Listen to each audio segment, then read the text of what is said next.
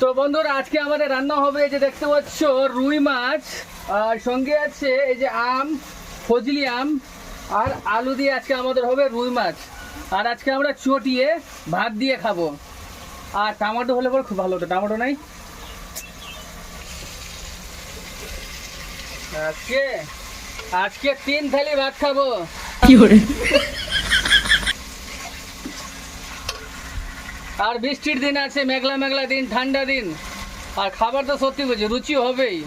একটু সিদ্ধ হয়ে গেছে, এবার দিব আমরা এই যে ফজলি আম। বেশি দিলে পরে টক হয়ে যাবে। এই যে পড়ে গেছে এবার আমাদের ফজলি আম। ফজলি আমটা হালকা সিদ্ধ হয়ে যাবে, তারপরে আমরা দিয়ে দেবো এই যে রুই মাছ। আর রুই মাছের মাথা কিন্তু আমি খাবো, আগেই বললাম। ওয়াও, সিদ্ধ হয়ে গেছে আমাদের আম, সিদ্ধ হয়ে গেছে। এবার দিয়ে দিব এই যে আমাদের রুই মাছ।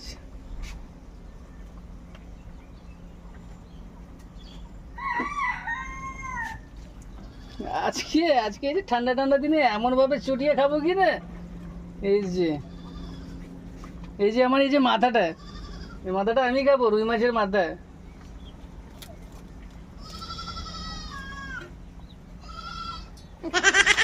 হুম,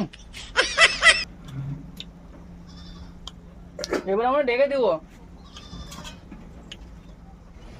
ওয়াও, আমাদের রান্না কিন্তু কমপ্লিট। দেখতে পাচ্ছ মাছের কালার, আমের কালার আর আলুর কালার। হ্যাঁ, অনেকে কমেন্ট করে বলে যে এই কড়াইটা এত কালো কেন।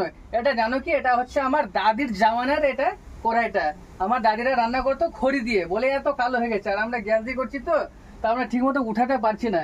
তবে এই কড়াইটা কিন্তু মানে সাইজ খুব ভালো, খুব লাকি কড়াইটা। এই কড়াই দিয়ে রান্না করে আমরা জবারে খেয়েছি কিনা, আমাদের মিলিয়ন মিলিয়ন ভিউজ গেছে। এটা ওই ঝোলটা টেস্ট করি।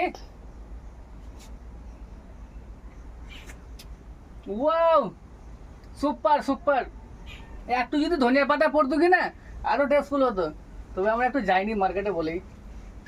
Super super.